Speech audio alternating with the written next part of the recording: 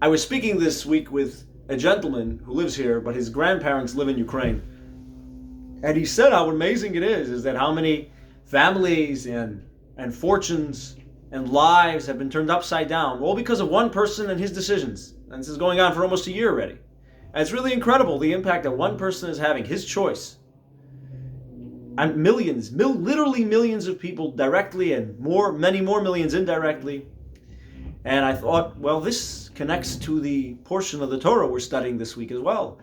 The portion starts off with the words, Vayetze Yaakov mebe'er Shava vayelech Haranai. Yaakov, Jacob, our forefather Jacob, he departed his hometown of Be'er Sheva and he set off to the city of Haran to find a girl.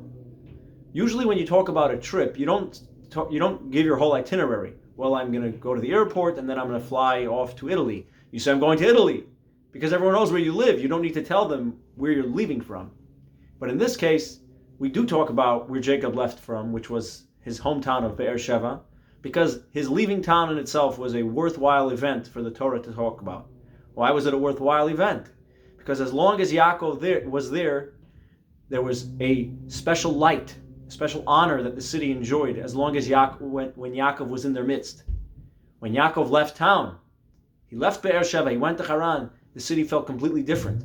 The next day, all anyone can talk about is, wow, it feels different. Yaakov left town.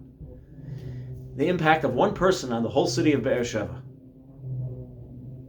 This year in general, we emphasize the impact of the individual. It's the year of Hakhel, as we have discussed previously, in biblical Israel, on a Hakhel year, the king would get up during the holiday of Sukkot. One man would get up on a wooden platform and inspire thousands. Not teach them as much as inspire them for the next 7 years.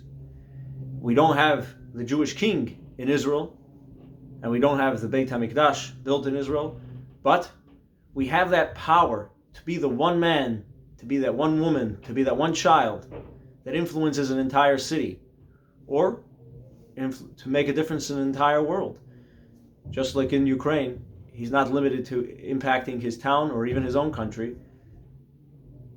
If that could be on negative, on for bad things, certainly when it comes to positivity, if we would all overestimate our potential to have tremendous impact, just like this man overestimates his great potential, the world would be a completely good place. Mashiach would already be here. We need to start overestimating our impact, and this way maybe at least we think we're overestimating, and this way we'll estimate it properly, and we could have the impact that Yaakov had on his entire city, and eventually the impact that Yaakov had on humanity, because from him came the Jewish nation, the 12 tribes.